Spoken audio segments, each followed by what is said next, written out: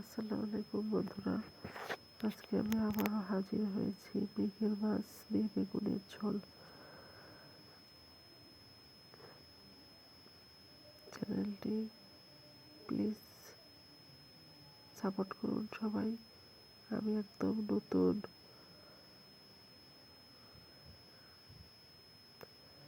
আমি প্রথমে সব উপকরণগুলো দিয়ে দিচ্ছি ধীরে ধীরে।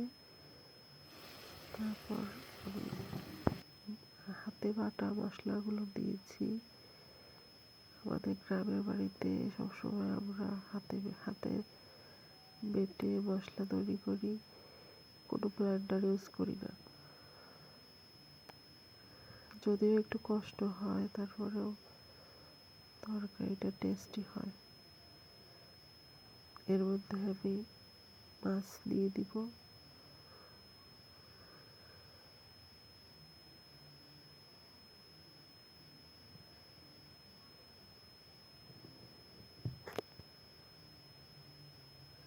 মাছগুলো ভালোভাবে কষিয়ে নিব।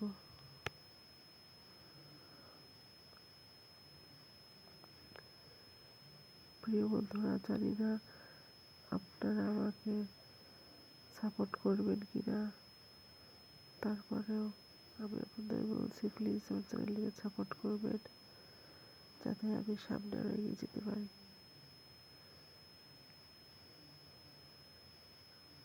মাছগুলো প্রায় কষানো হয়ে গেছে।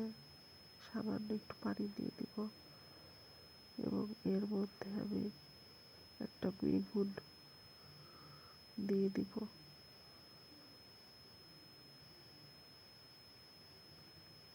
যাতে তরকারিটা খেতে একটু মজা লাগে।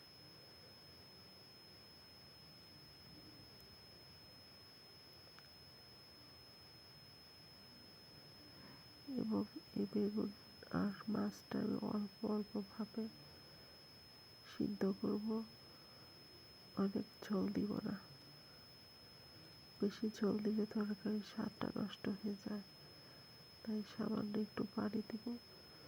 দেখো কত সুন্দর হয়ে এসছে, খেতে অনেক মজা।